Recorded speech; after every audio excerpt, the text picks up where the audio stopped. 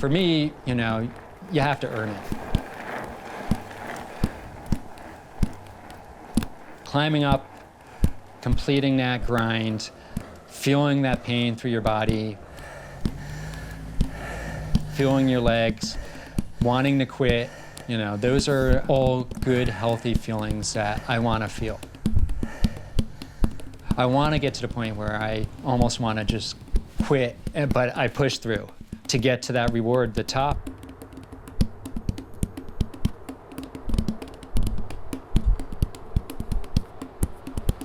You know, I want to be fit, I want to be healthy, I want the blood to flow through this body. Climbing on a mountain bike is one of the best ways to do that. The downhill is the reward. It's like you eat, you know, your vegetables to get to the dessert.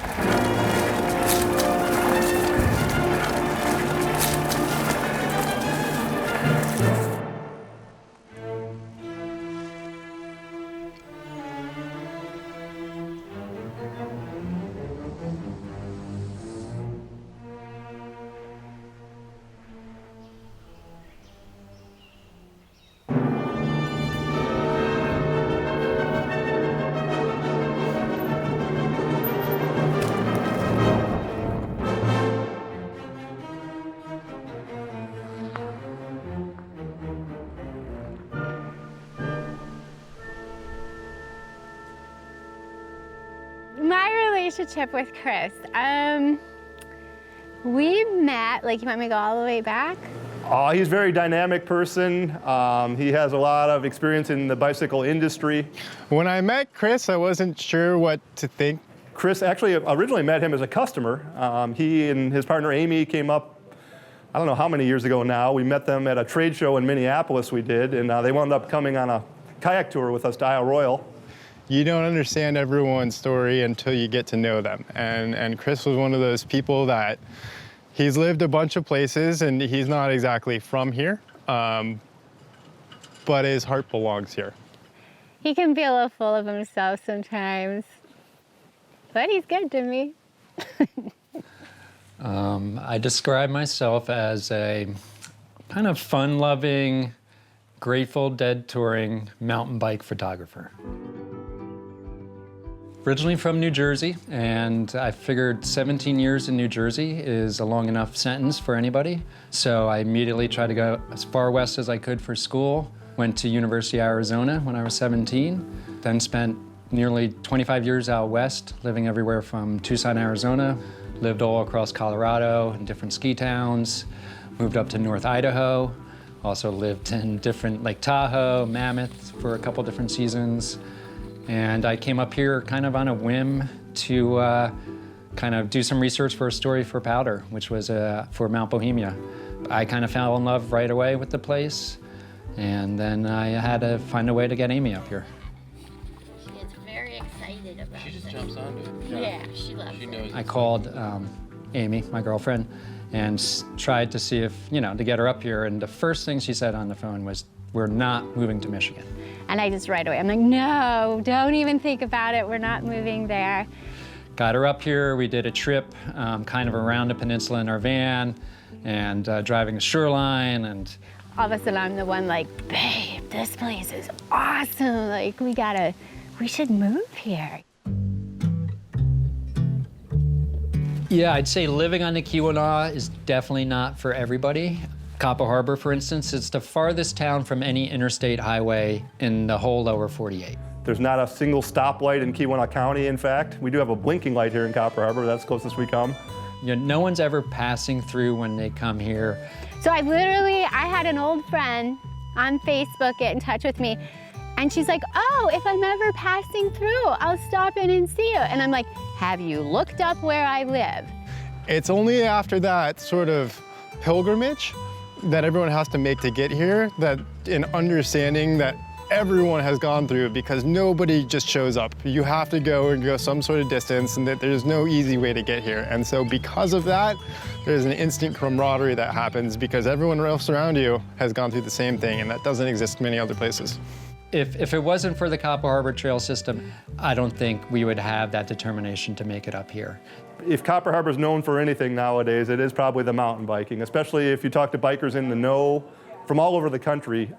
You no longer have to break out the map and be like, oh, it's Michigan and Copper Harbor is up here, but you say Copper Harbor and it's kind of a household name in the mountain bike world anymore, no matter where you're at across the country.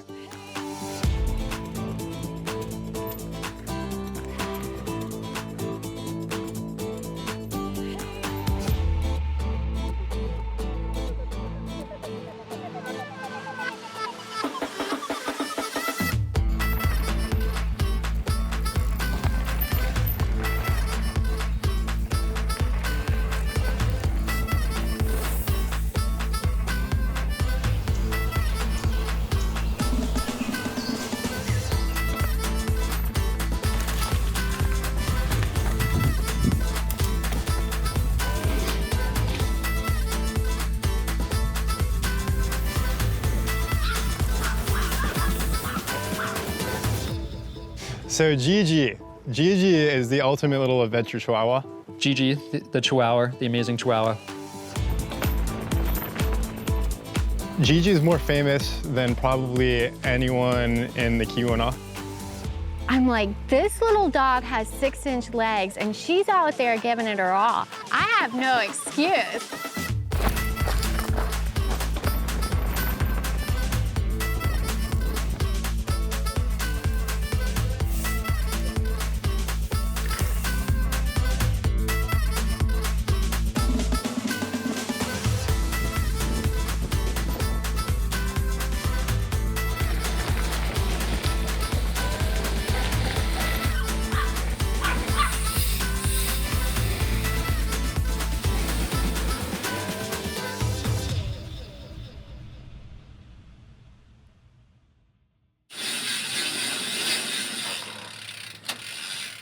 And we're here in the bike barn. It's part of the beach cabin. It's one of mine and Amy's main businesses up here. We originally bought this property thinking we might move here ourselves. And as we started working on it, we realized what a special place this is. We then kind of switched direction and realized we were going to design it as a vacation rental.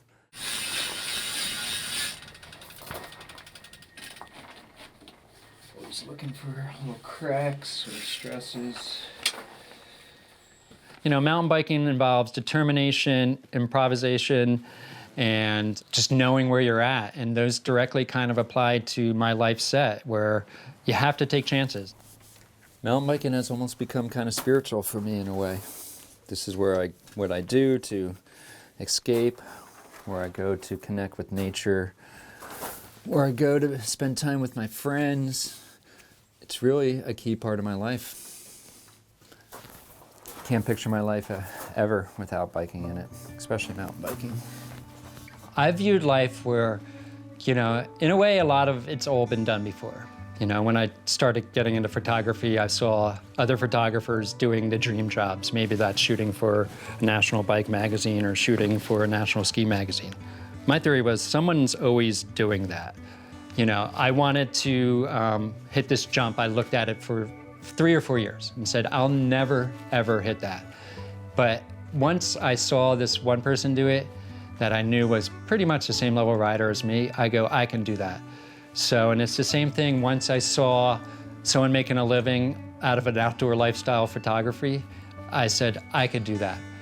Then I built myself up to it slowly, smaller jumps, smaller assignments, take it piece by piece, and then finally, when all 3 things came together on the right day, I hit that jump and it almost was effortless. And then I stepped back and go, I knew I could do that. Why didn't I do that earlier? But it took all those pieces of the puzzle. So yeah, I do see where you have to believe in it first for it to happen. And that's both on the bike and in life.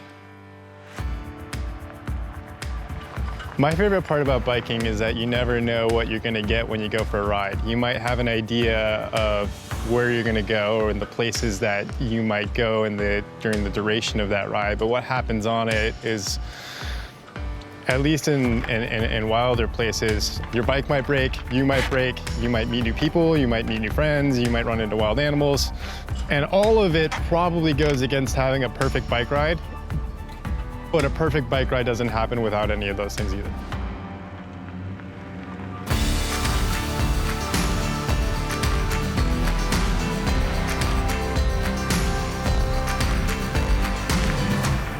So when I started mountain biking, I was like, why would anybody hike? Like, it seems so slow. Like, I just saw all this miles and all these features in a very short amount of time, and now we can get on to the next thing, right?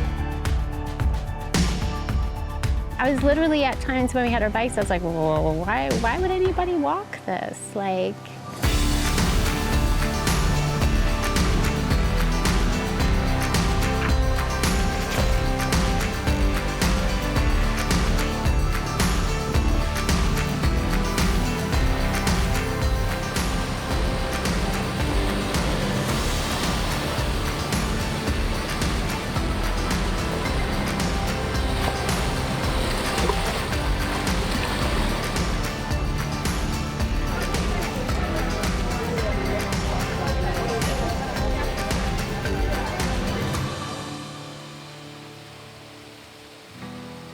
I couldn't see my life without riding the mountain bike.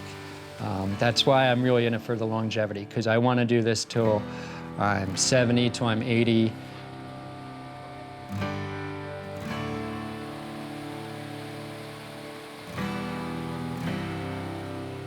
And I don't see a day when I do stop bike riding. Hopefully, I don't have a neck or back injury that prevents me from doing that. I think even at that point, I'd be in some kind of wheelchair, but I don't see my life without the bike.